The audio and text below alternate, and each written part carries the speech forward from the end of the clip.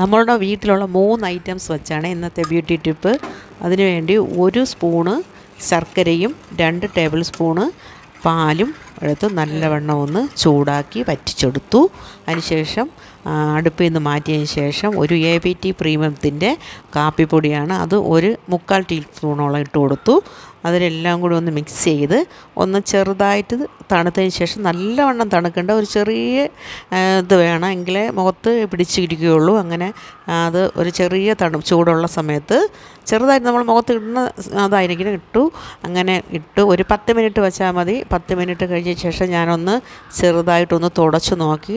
നല്ല റിസൾട്ടാണ്, സൂപ്പർ റിസൾട്ടാണ്. എല്ലാ ദിവസവും എന്തെങ്കിലുമൊക്കെ ഇതുപോലെ ചെയ്താൽ നമ്മൾ മുഖത്തുള്ള എല്ലാ സൺടാനും ഇളകിപ്പോവും. കണ്ട അടിപൊളിയാണ്. നിങ്ങളിതൊക്കെ ഒന്ന് ട്രൈ ചെയ്ത് നോക്കണം. Thank you.